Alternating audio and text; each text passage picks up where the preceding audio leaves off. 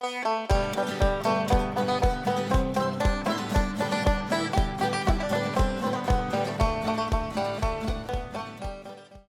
Natasha. Hello. What's the skeet? What's the skeet? Yeah, so I thought, just to start us off, give you a bit of a chance to sort of explain yourself, explain why you're here, let the audience know a little bit more in depth of why I've brought you on here, if that's okay. So I spread a lot of awareness on a condition my kids have. Yeah. So I thought it would be a good opportunity to come and talk to you. Yeah, definitely. So my kids, Madison and Isaac, have an ultra-rare blood disease. Okay. And it basically means, in layman's terms, that they're allergic to the sun.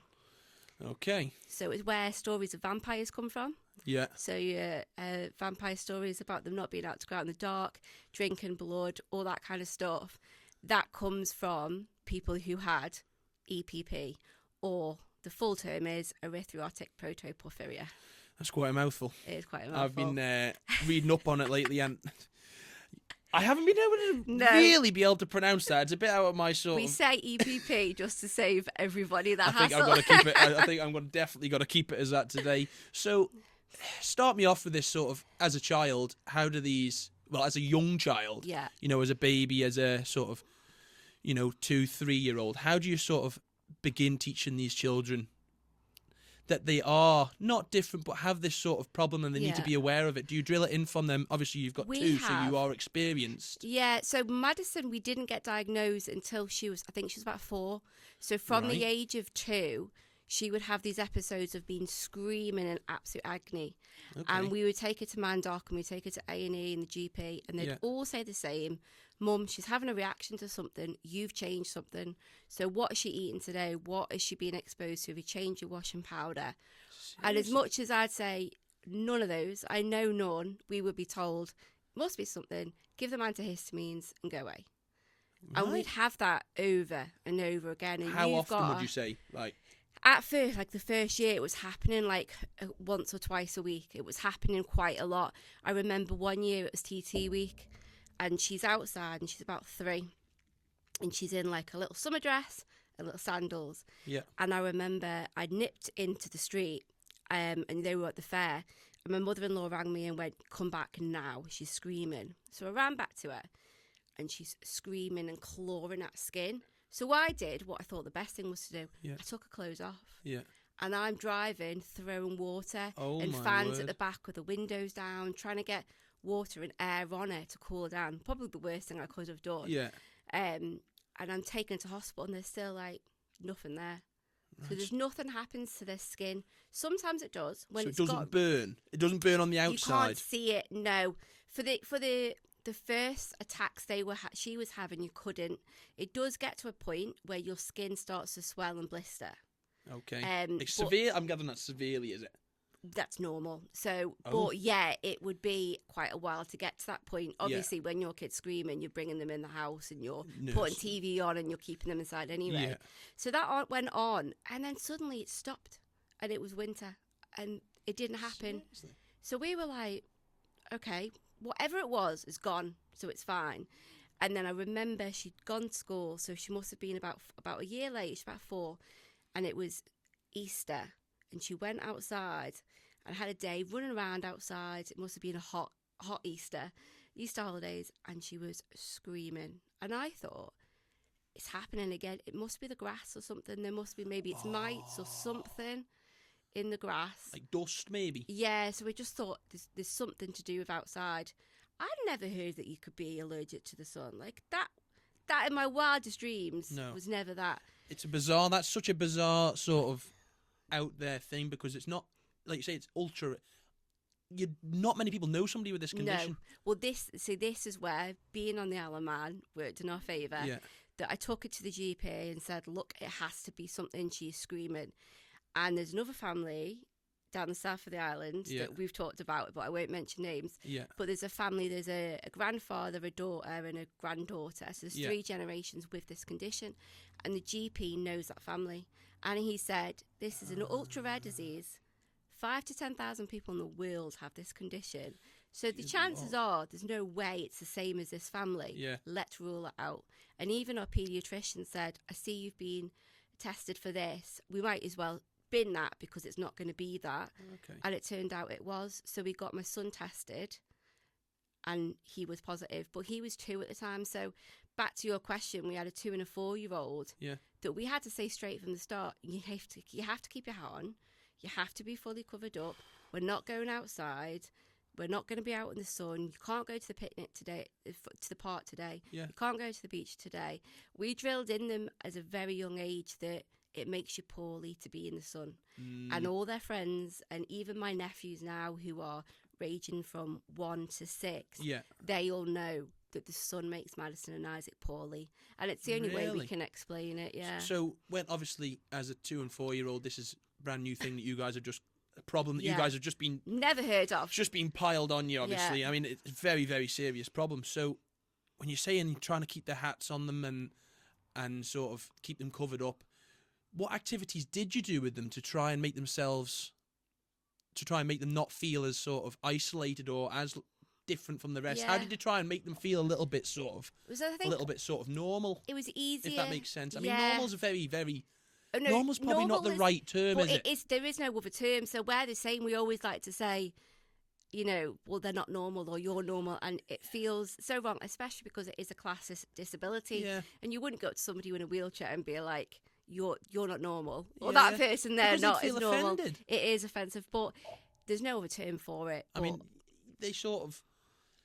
What is normal these days? Everybody's different, and I think that's the great thing, especially about the Isle of Man. There is so many characters, and for your children, it's okay to be different. And they hopefully they have sort of... you guys have instilled that in them, I'm gathering, have you? I think what we found as a community of the porphyria people is that COVID was a massive help. So before COVID was a massive help? In a way. That's the first time I've ever heard that. So pre-COVID, our kids are fully covered up. Yeah. So they're walking around in the middle of summer. They've got gloves on. They've got scarves on to cover their faces. They've got hats on.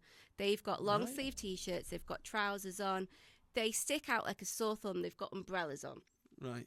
We never saw anybody walking around covered up.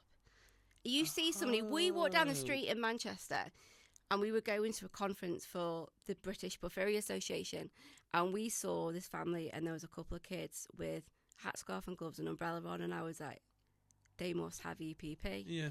But then COVID happens and everyone's got masks on, and it becomes normal that people have got their face covered up. Oh. And from that point, it just become... Even now, you still see people wearing masks when you're out and about. It doesn't look as obvious as it did before. Yeah. Yes, I definitely have noticed that since COVID. People do sort of... Yeah. You still see elderly people, elderly people who obviously are a bit more vulnerable to... Yeah, and they're going to be immune more diseases. careful. Yeah, and I mean, think that probably makes them feel more not welcome is probably the wrong word, but a bit more included. Yeah, and then on top of that, I think sun damage, like, I don't know, you're probably a younger generation than me, I'm assuming. Yeah.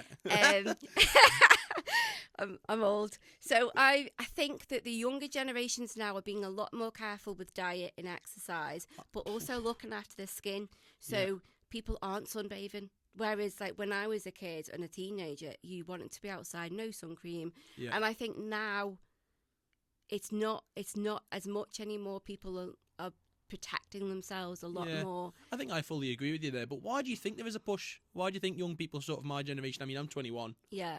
So I know I've had a rough paper around and I look slightly older than what I am. But why do you think that young people are all of a sudden sort of changing their outlook on their health, making sure they're more aware of their fitness, of their diet, of their, put proper sun cream on? Yeah. Why do you think this is all of a sudden becoming apparent to young people? I think there's just so much in the media, and people are really... It's more prevalent in the media to make people that way. Yeah. And I think... But also there's a lot of things now, like chronic conditions and health conditions and diet requirements that people look into a lot more. But I have noticed that my friends got kids who are teenagers, they're 15, 16. Okay. They're not out drinking. No. Not like when we were young and we were out in the field. I mean, young farmers is probably a bit different. But 15, 16-year-olds, they're out in the gym, 5-6 times a week. They're weighing food. They're being careful what they eat. But then I think that they're starting drinking younger. So I'm knowing. Yeah. Obviously, my daughter's second year high school now, and I'm hearing stories about, them going out drinking then. So they've done all that by the time they're 16, I think they've done 17. it all by the time they get to that point, and when they're at that point, they're like, shit, I better start. Their life starts too early. Looking after myself now. But I think when I was younger anyway, it was all fad diets and stuff, and it was all thrown down your faces of being thin. And I think because your parents were like that, and now my generation are more like, right, we need to be a healthy approach to this.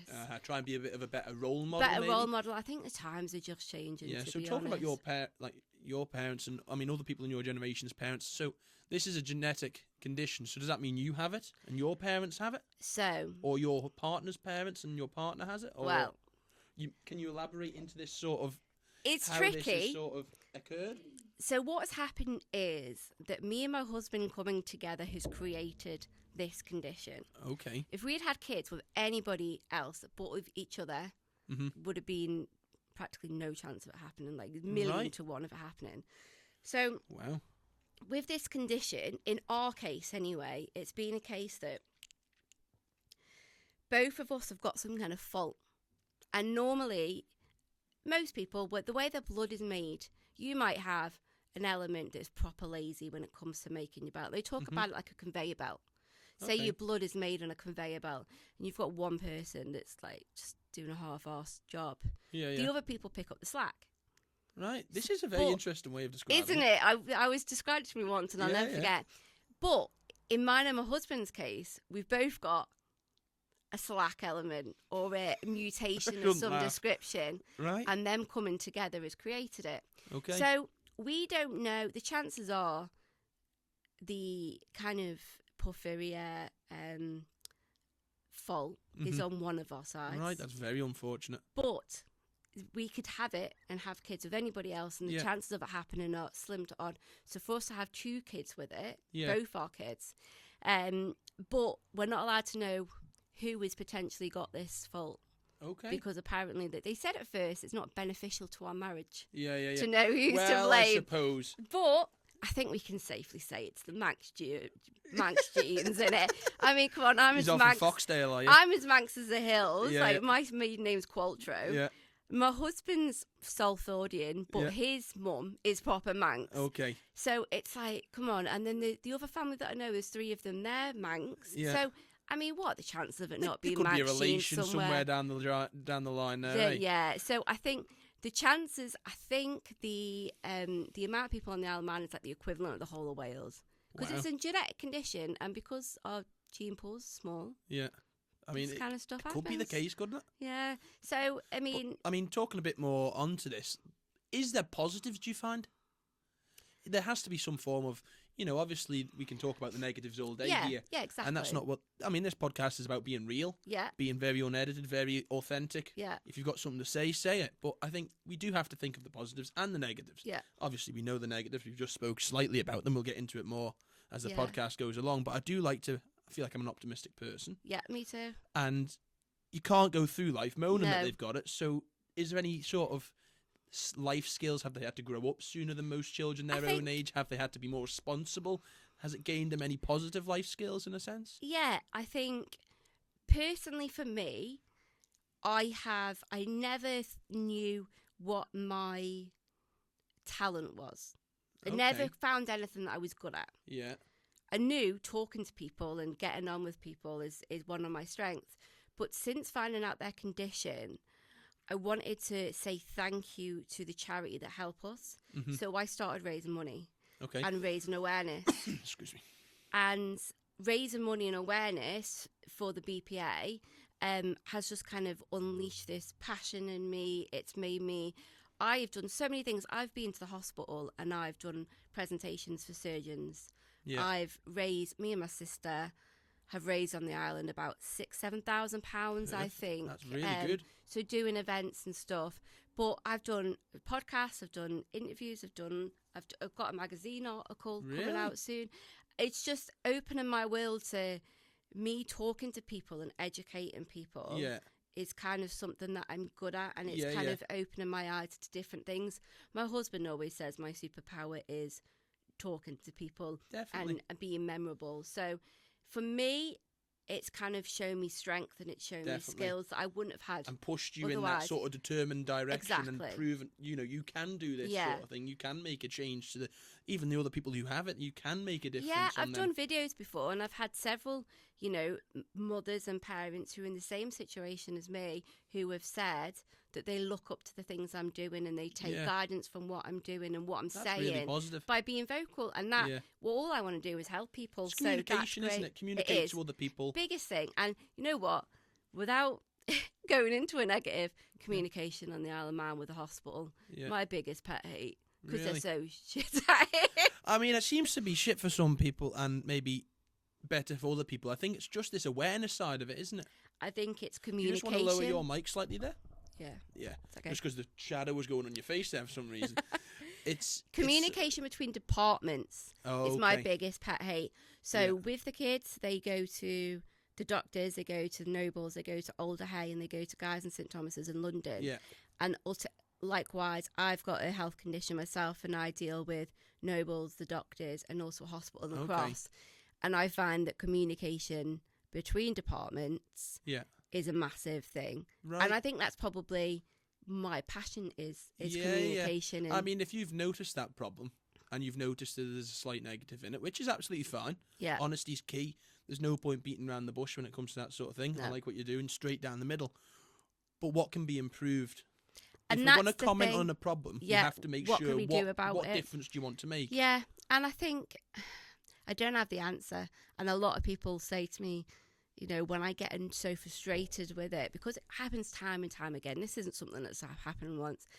But I honestly just don't know. When you make complaints, they cover their own back. And I think not having the same system throughout the whole of the Manx care as the NHS is a big thing. But anyway, we were talking about positives. Yeah, sorry, we got down a bit of a what do you call it, rabbit hole, down a bit of a wandering path. So positives for your children is what I was thinking. Because Herb, who's obviously running our thing now, he's turning 15 this year. Yeah. And he's sort of a similar age to your children. It's the same school sort of thing. But it's just, kids always develop at different sort of rates. I was a bit slow to mature. Yeah. Definitely. Really? Definitely. I had me fun. But for your children, they've had to mature really quick. I'm gathering, because they have to look after themselves. When they're at school, they don't have people telling them to keep their stuff on. No. And that was the biggest thing. I think the biggest thing with them is getting them to kind of be assertive and take control of their own needs. Mm-hmm. And if they can learn to do that, I think that's a great positive to instill. If your kids can learn to be, actually, I need this right now. Yeah. Independent almost. And be independent with it. I think their patients, they spend a lot of time in waiting rooms, travelling across. Mm-hmm. We go to London once a year for hospital appointments. Yeah. And that itself is like a great experience. They get to go on the underground. And their life skills, I suppose, in a way. They have blood tests regularly. They have scans. They come into, contact with quite a lot of different people. The amount of times we've been into hospital and doctors and their friends who have never been, and it just blows my mind that there's kids out there that have never had to have a blood test, or do you know what I mean? But that is a really, really good point, because your children are exposed, and does it make them worry when they go to doctors and things? Are they sort of, as sad as it sounds, are they used to it now? They are used to it. My daughter does struggle with anxiety, but she's also used to it as well. Her anxiety, I think it is unrelated, but that is another thing that comes with EPP, is that a lot of people live isolated lives because they don't go outside a lot. But I think it's about finding alternatives is probably the positive. So Madison's great inside in terms of baking. She's just cooking and any crafts, anything like that that's inside, she's great. Isaac's love his sport. But what it means is that he's still getting involved. He's still playing hockey. He did hockey for Manx Games. Oh, really? Even on the hottest day of the year. It was extremely tough. It wasn't a simple thing to do. Yeah. And he actually had a reaction a couple of weeks later with a hockey camp over the summer. Yeah. which is, you know, which is painful and worrying. But with them, their mindset is like, well, this is a problem. How can we get around it? So I imagine those kind of life skills are great for them. Yeah. I think the biggest thing is seeing the sense of community. They raise a lot of money with us, and seeing the Manx community and people coming together. Yeah. So sorry to stop you there. Sorry to interrupt. Can you just name the name of the charity? Yeah. So the British just so everybody who's not watching or listening can just try and dive into that a little bit more whilst we're on that subject. Make it relevant and make it sort of out there, because I don't think I've ever heard of this charity. No. So when we got their diagnosis, we were given a piece of paper, the name of the condition, and said go away and look it up. Yeah. And when we did that, we were like, we have no idea what we're supposed to be doing, how we're supposed to be looking after these kids. And we stumbled across the British Porphyria Association, and I got in touch with them. And ever since that, they are the biggest source of information. They fight for patients with porphyria. They will provide us any notes, any letters, anything that we need to get support with the government, for doctors, with school. They organise events. We went to a camp in October where all the children with the same condition all met. Wonderful. So we went to Thetford, and it was amazing to go camping for the weekend with a load of kids who have got the same condition. And again, we talk about the sense of community, and I think that's one of the biggest things the kids have found, that kids aren't born being judgmental. Very true. They're not. And when you see their friends fight with them over who gets to stay inside with them at break, because the kids in the summer don't go outside at break times and lunch times. And they're isolated inside. The friends all want to stay in with them. Oh, really? They all want to stay in. That's so good. You'd think that they wouldn't want to be missing out on what's going on outside, but they don't want their friends to be on their own. Yeah, that's when it so comes good. to it, honestly, the way that they help each other. So Madison is at high school, and the fire alarm went off. Okay. And she didn't have time to grab her hat, her scarf, her gloves, her umbrella to keep her safe. All the kids took their blazers off, surrounded her, and put a makeup shield with her to protect her. That's a selfless act, I would say. It is just so nice to know these things. And when Isaac did Manx Youth Games, it's a difficult thing to do because he shouldn't be outside for that long in the sun. But it was a case of, right, what can we do to make it work? So we had a big umbrella, and when he wasn't actually physically on the pitch playing, he was under an umbrella covered up in the side. Right, that's very interesting. So does the charity the charity obviously gains money and builds its money up. Does that then go out to the people who raise it for them? Does your kids, do they supply umbrellas for people with the issue? They can or do. They, what sort of benefits, what sort of awareness, what sort of positive things does the charity do for the children once you guys have raised the money for it, sort of thing? Well, so the camp that we did cost quite a lot of money. And they helped cover the cost so the kids can come together. They sent us out all this sun cream, so there are creams that can add a little bit of protection in the summer. Right. But you're talking 40 quid a bottle, really? like extortionate amounts. And what do these creams sort of contain? Because the big rave at the moment is not letting things seep into your skin that can affect, things that seep into your skin. There's all sorts of studies on it. I'm no scientist, as you can probably gather. But these creams, they might be really, really good for, obviously, your children's problem, but do they have any side effects? Are they researched? How greatly are they researched? Exactly. Well, at the moment, there isn't any cures for their condition. They'll have it for the rest of their life. In terms of treatment, it's limited. The cream that they use is like a zinc oxide based cream, which is what surfers in Australia use. When they've got the white stripes over the nose. That's the same thing. But all these things are only, they only help slightly. There is absolutely no 100% safe way of our kids being outside in the sunlight, even indoors. So back to talking about what the BPA helps support us with. Windows. The sun comes through the windows. That's an issue. Really? Yeah, sun reflecting off snow, sun reflecting off water. Put our kids on the boat. So they're on the Ben McCree in the middle of the sea on a sunny day. It's still just as dangerous. Sun reflecting off. The window doesn't take any of the kick out the sun. No. So you can get film. So you can get film put on. So like our car is completely tinted black, and it's also got UV protection film on it. That gives a bit more safety. Costs thousands. Costs so much money. So what does that film look like? Is that the reflective film, or does it? What does it make the car look any different? It makes the car look black. Obviously, I'm not sure on the regulations on. Yeah, windows being blocked out. I can't do it on the front. It's only in the back seat, and I've got a 7-seater. So when it's really sunny, they are right in the back of the car, away from the sun. What are you doing? Shouting up to the front. Yeah. Put the window down a bit. Turn the music off. Yeah. Shouting at you. Okay.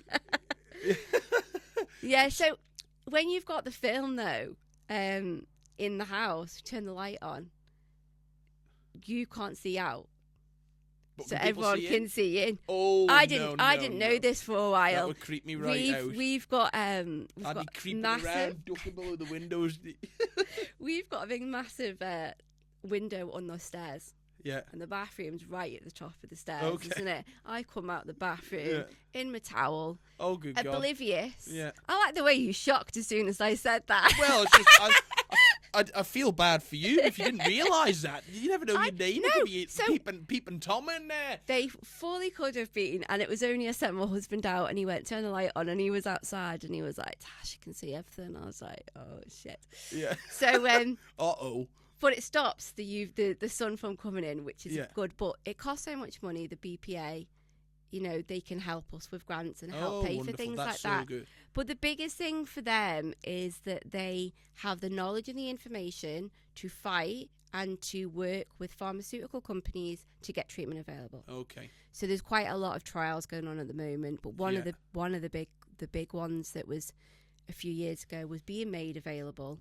Never got past being made available on the NHS.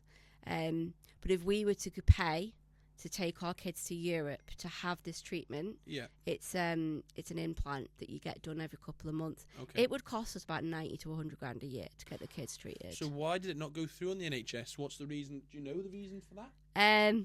Not sure if what my my legal responsibility is. That's completely fine. If you don't feel like you can talk about it, don't talk about it, I do actually. I am on the board of the British Porphyria Association now. I think basically it's all to do with talks between NICE, who approve or disapprove the NHS-funded drugs, and pharmaceutical companies. It's all red tape between the two. Yeah. And I think the biggest thing is how you justify the cost and expense when it's something that can't be visible. How do you quantify the difference a treatment makes? Think about that. Okay. You've got a treatment that makes somebody's quality of life better. Yeah. But how do you measure that? You can't.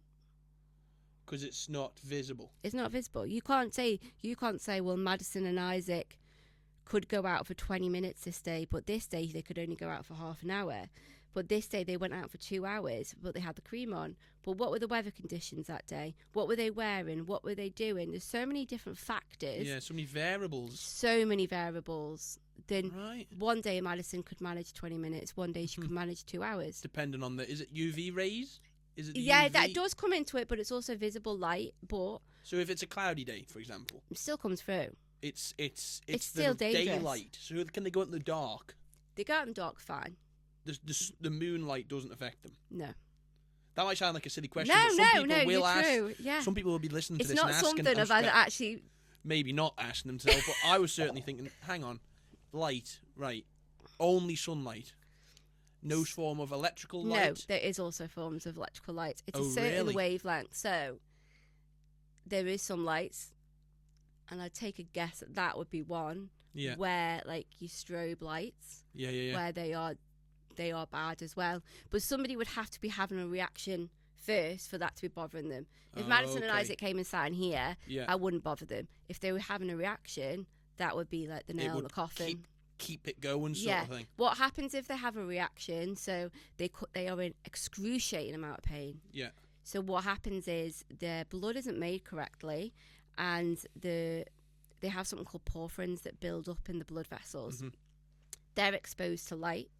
They have a chemical reaction, and they've got all these porphyrins jumping around in their body. Okay. Breaks the blood vessels, causes swelling, but also it causes so much pain that all you can do is go sit in the dark somewhere, use a fan, get cold waters, like put flannels on, get in the bath, those kind of things. But then alternatively, they might be somebody that struggles with that. Like some people, you can't touch them because of the pain. The wind wind on them cause them so much pain. Yeah, it's what is a very tricky thing.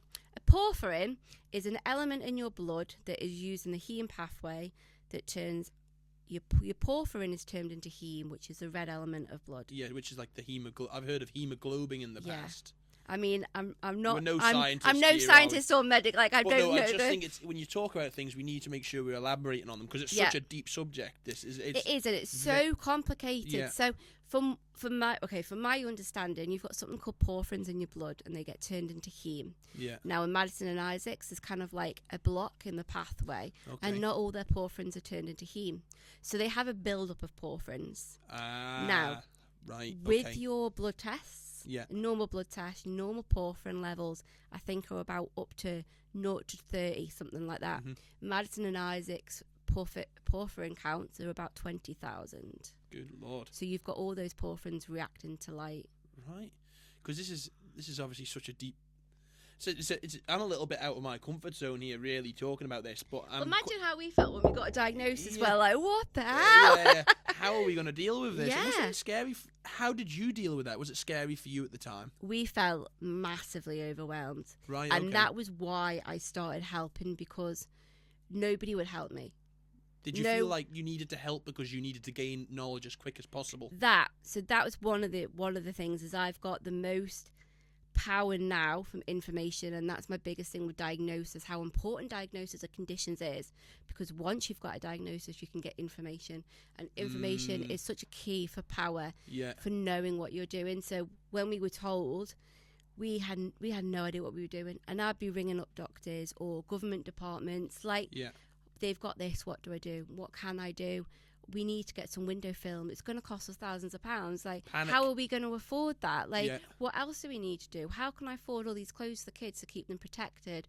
What am I going to do in the summer? What do I do when it's school? And all this is going through your head within the day, probably. And you have no idea, and you're making phone calls and you're ringing doctors, and nobody's giving you information. So when I got in touch with the British Porphyria Association, and they started giving me the information, and I started going to the meetings and finding out more, and they would do these talks where you're speaking, you're listening to doctors talking and specialists talking, and you're like, okay, so that means that now, and that means I've got to look out for that. I didn't know that being near the sea is going to make a difference. It makes a massive difference.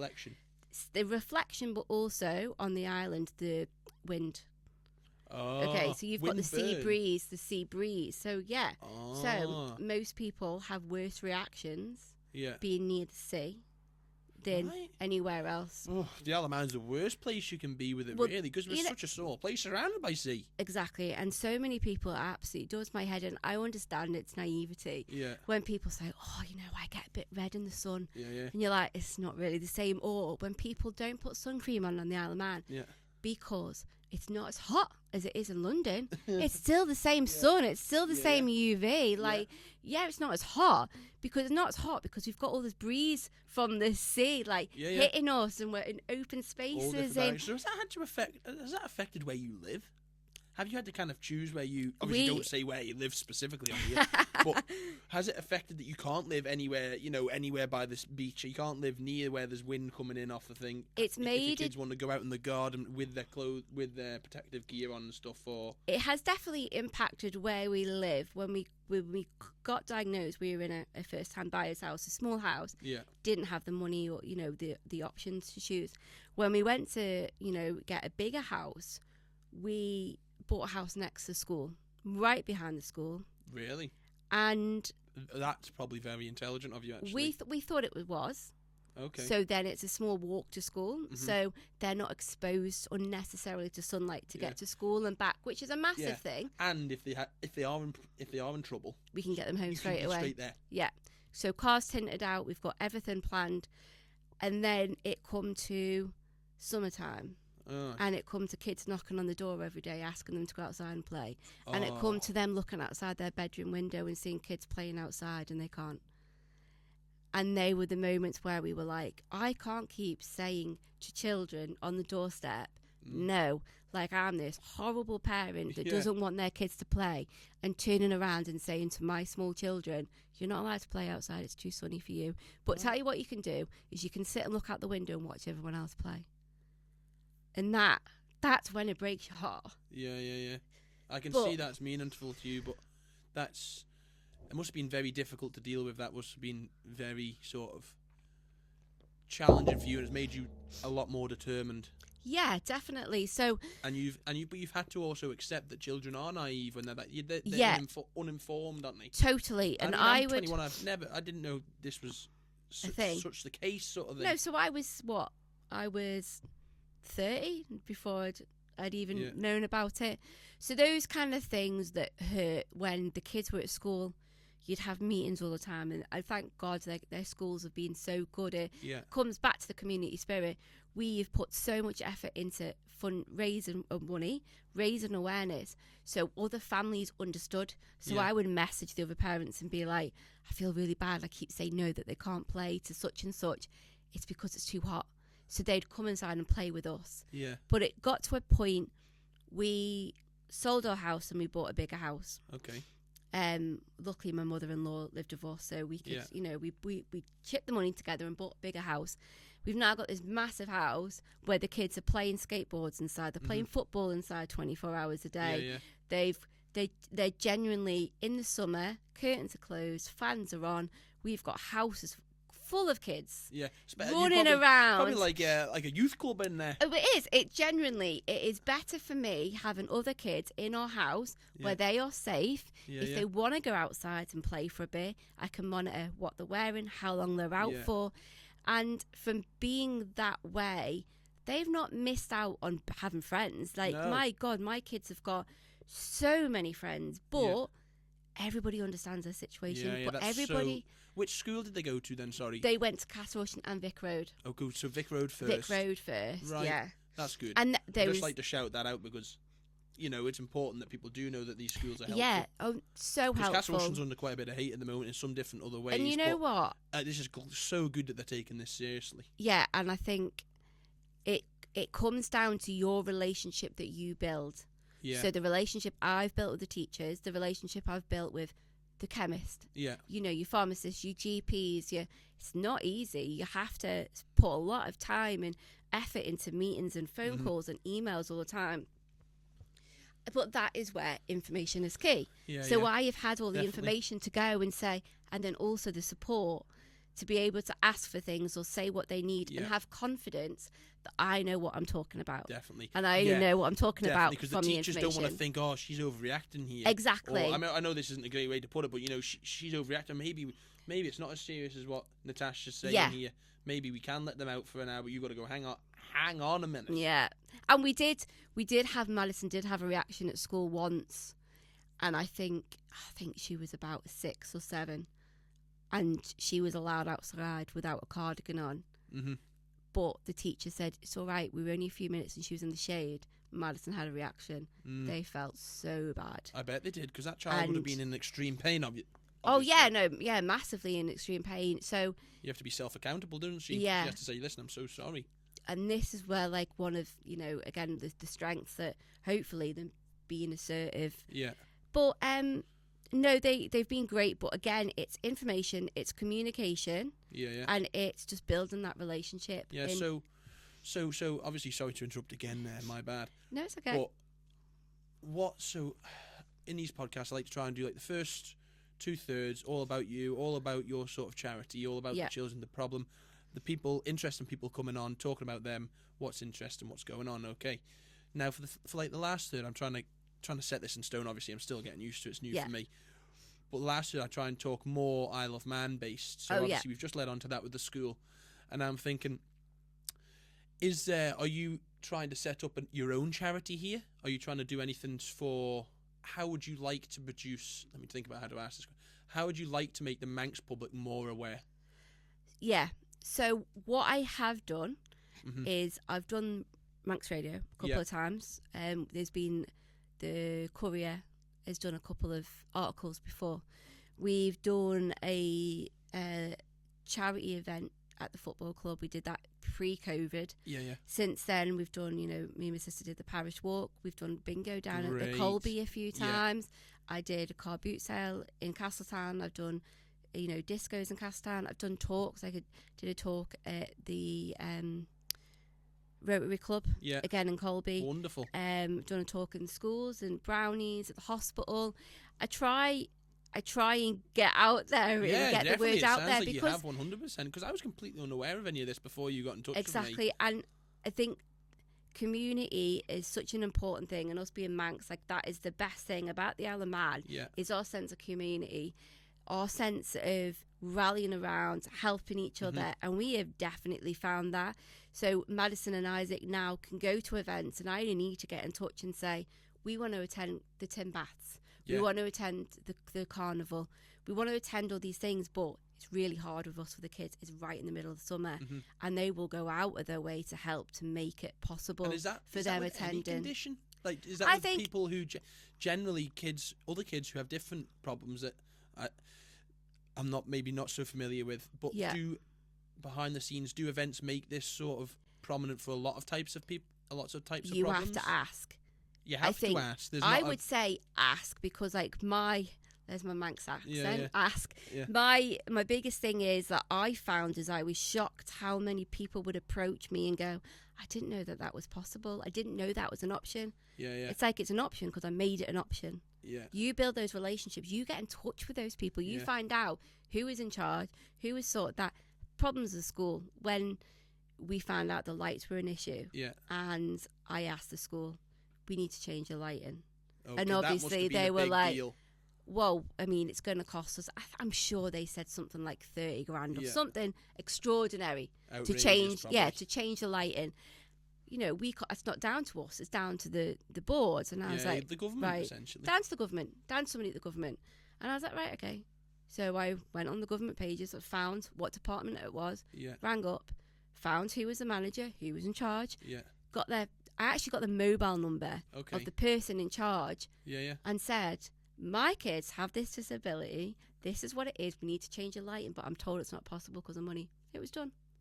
Really? And now each year when they move classes, the lighting's done.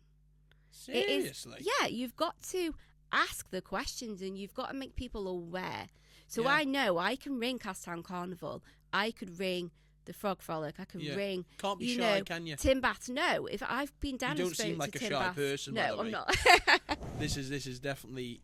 Hopefully, we can through this podcast. It's going to be this is aiming at sort of younger people. I feel like young people are sort of listening to podcasts more these days. Definitely. Yeah. You know, certainly 16 to 30, 35. They're very much into. I mean, it's starting to grow and grow and grow. Older people are starting to listen to it, which is absolutely fine. But likes of the radio channels are great, but not everybody listens to the radio channel. So hopefully this is where we can help you by raising this awareness and sort of pushing the boat out, that if people do want to say someone's got a charitable event, like the Young Farmers do a lot of charity stuff. Exactly. We do a lot of charity stuff, and I'm quite heavily, my whole family have been heavily involved in it, and we choose charities for the year, and that's absolutely fine. Well, but remember us next time. I will remember you next time. Don't you worry about that. It's definitely something that I was not informed about whatsoever, and this has been completely out of my comfort zone. But at the end of these podcasts, we try and do sort of two questions that I'm thinking about, and at the moment, obviously testing through them. But certainly one of them is if you could change one thing about the Isle of Man, or alter one thing about the Isle of Man. It doesn't necessarily have to be sort of based to your children, but I'm gathering it will be, because this is a very, very personal issue. If you could change one thing to make it more positive, what would that be? Obviously, you've said about your sort of knowledge to the Manx people, but if you could make an adjustment to something. I'm just trying to make it so that people are throwing information in. All the guests come on here, throw information in about what positive, like what things they want to change. Yeah. Because people always say there's nothing here. People always say there's no positive things about the Isle of Man. But what can change to make things positive? I think the one thing that I would change, or I would put in place, is that we've got some kind of one-stop shop where you can go and say, what is there available to me with this? Right. Okay, so you get diagnosed with a rare condition. Please elaborate this. Please elaborate on this. There were a crazy amount of rare diseases on the Isle of Man. Crazy. Like, you wouldn't believe the amount of rare conditions on the Isle of Man. You get diagnosed with a rare condition, you get told what it is, and it's basically, doctors, for no fault of their own, they're not going to come into that contact into contact with this condition again. We go to Alderhay, we were educating the doctors at Alderhay about their condition. Yeah, crazy. Because they don't come across it because it's so rare. And this is happening on the Isle of Man for condition after condition after condition. My friend's little boy's got a condition with a type of epilepsy. Okay. There's no other kid on the Isle of Man with it. Yeah. So when you have something like that, you don't know what is open, what's available to you. Yeah. So if you could go along to somewhere and be like, right, I've got this medical condition, what benefits are there? What support can I get? What help can I get? How do I approach the schools? What school should I be approaching? Who is there to help me and to give me guidance? I need this done. How about that? What clubs are there that I can bring my kids to that are accessible? Okay. I want to attend this. How do I go about that? Yeah. Oh, you can get a pass for Someone this, to or do you the can research get for you. to somebody to put it in place. So that was the biggest thing. So somebody that could be like, oh, by the way, did you know that you could get this benefit? Did you know that you could get a badge? Did you know that all you need to do is go and speak to that someone and they can help you with that? Like an information desk. Like an information desk. Great. That can help you with your condition or your kids. I'm the same. I've got a condition called endometriosis. Yeah. Wouldn't expect you to know what it is. It's a female disease. Okay, right. That's okay. I was a bit stunned for a second. I thought you were expecting me to sort of level. No, it's a female thing. So men don't understand. Okay. But it's the same. It's like you've got this thing, and it's like, right, how do I get help? How do I get support? What is there out there? Natasha, that really does. And I think if I could, but it goes back on to communication. You just need to talk. But you need to be open. Something like this. Yeah. And these questions getting thrown out there, a lot of people listening probably never ever thought that was going to come out. An information desk for everybody with a condition. It's such a simple idea. Like, it's such a great idea. But you would have to, because you would have to know every single condition ever. And it's, a lot of work. It's not, I go to the doctors now, I go to the hospital. Yeah. I have a consultant come into the room with my kids. I take them out of school, I bring them to hospital, and a consultant will come out and go, what's EPP? And I'm like, why have I brought my kids out of school to come to this appointment? You don't even know what it is. No fault of their own. It's that rare. Yeah. But in those cases, there needs to be, we can't help you on the Isle of Man. This is what you need to do to get help. So if there was that would be help. Yeah, that is a great answer to that question. Definitely the best. Is it? I mean, that's a great answer to that question. You should have told me you were going to ask me that. I like to try and catch people off guard of it, so it's a real answer. No, I really appreciate. Hopefully, it's not been too much of an ass coming on here and doing this. Hopefully, this will get out there and people will listen, and it'll be much more sort of accepted, and people realise that there is people out there with this problem. And if you do see someone out there, please understand. Ask, and that's the thing. Like, acceptance. Yeah. When you see people that don't look like you, and it is kids. Like, I remember when my kids being little, going like, "Why has he got one leg?" Yeah. Do you know what I mean? Kids ask these questions. Yeah. Go and ask them. Yeah. Like, if somebody came up to me, be approachable. Like, my kids, like, I've seen people whisper, like, it's the middle of August, everyone's in like dresses and shorts and stuff. Why those kids got trousers and a long sleeve t-shirt on and a hat and an umbrella and a scarf? They look like they're dying in the heat. You know what? Come over and ask. Don't look and go, oh, is there something you know that we don't know with your umbrella there? Oh, is it about to rain and we didn't know? Don't make comments like that. No. Don't stare.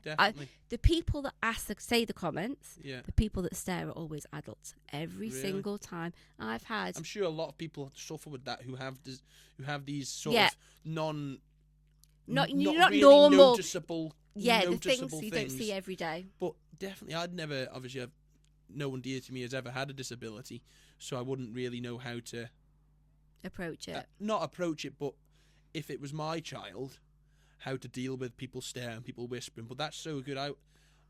I would usually just walk on and just be acceptance and just be like, okay, they've got problem that's going on. Yeah. Not really my business, so to speak. But if you are interested, like you say, if you have got a question, just ask. Most people will probably actually be happy that another person's informed about the condition today. Yeah, exactly, and that's the biggest thing. It's like, it's awareness. I'd rather you just asked. And even my kids, I'd encourage them. I'm like, they're wondering, they're looking at your gloves there. Why don't you just tell them that you need to wear gloves because it's sunny, or do you know? And I just think, don't be embarrassed. It's who you are. Let's embrace who we are. It's part of it. And I mean, they're in school. Madison's in high school now, and she's got these big and massive hats on. Yeah. First week of school, all the kids are taking the mick out of her, saying she was the weird girl, you know, that weird girl. And then the ones that know her, the ones that are in Castletown, who went to primary school, are like, you can't say that she's allergic to the sun. Like, back off and leave her alone. And you know what? And that is the best thing about living on this island, is a community spirit. My other question, usually at the end of it, is it positive? Okay. What's the positive? But you've kind of pretty much covered the whole lot here. Best thing about living on the island. I'm so glad it's been a more positive conversation. I feel like we've covered everything. Is there anything else you'd like to say? Is there any links you can put to people who want to donate to your charity? What's the name on social media? Give yourself a shout out on social media. Give what these pages that you can sort of, people can follow, or people can sort of gain information of. Please, just quickly before we end, not even quickly, but just try and voice out what you know, places where people can see information and donate if they wish, or gain more information if they wish. Yeah, so I do quite a lot of fundraising with my sister, and awareness. So just going onto my Facebook post, go on my Facebook page, and you'll see I'm always got a Just Giving link, going on in the background. Natasha Chadwick is your Facebook. Natasha Chadwick, spelt a bit funny, so go onto Percy's onto his, and you'll see. I'll try and put a link or something onto there, and or at least your name in capital letters so they know how to spell it. And then if you go onto if you want to know more about the condition, and I desperately urge anybody in the medical profession to make themselves aware, it's the British Porphyria Association. Okay. I'm sure, again, Percy can I will definitely do that for you. Thank you very much. Thank you very much. Pleasure having you on, my darling. Lovely to speak to such a Manx person as well. Thank you very much for coming on, Natasha. It's been a pleasure. Cheers, Herb.